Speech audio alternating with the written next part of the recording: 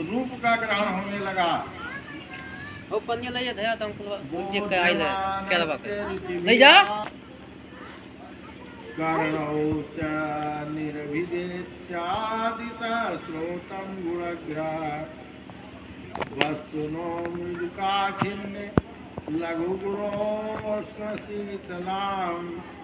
जिगृक्षत तं निर्भिन्ना तस्यां रोममरीरुहा तत्र चान्तर्बहिर्वा तस्त्वचालब्धगोवृता हतो रूरुहतुस्तस्य नानाकर्मचिकीर्षया तयोऽस्तु बलमिन्द्रियम्। जब भगवान को कहीं जाने की इच्छा हुई तो उनके शरीर में पैर हो गए, चरणों के साथ ही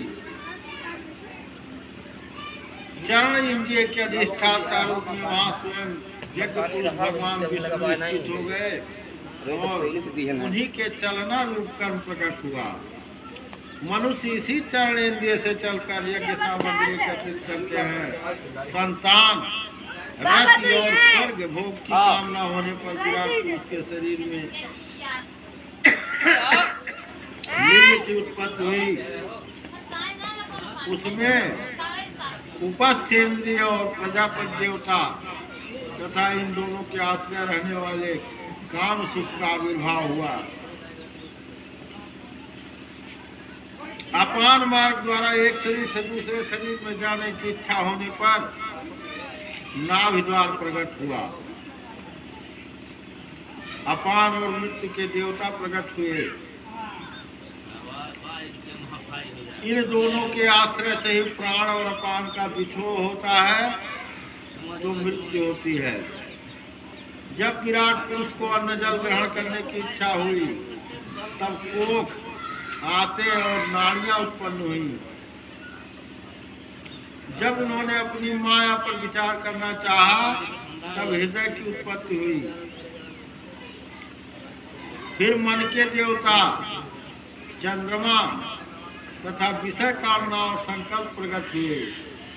विराट पुरुष के शरीर में जल, पृथ्वी और तेज से 7 धातुएं प्रकट हुई। त्वचा, चर्म, मांस, रुधिर, मेद, मज्जा और रक्त। इसी प्रकार आकाश, जल और वायु से प्राणों की उत्पत्ति हुई। स्रोत आदि सब इंद्रियां संसार विषयों को ग्रहण करने वाली है। वे विषय अहंकार से उत्पन्न हुए हैं। मन सब विकारों की उत्पत्ति का स्थान है और बुद्धि समस्त पदार्थों का बोध कराने वाली है। सोनक उवाच यदाहनो भवान् सूतछत्ता भागवतोत्तम चचार तीर्थानि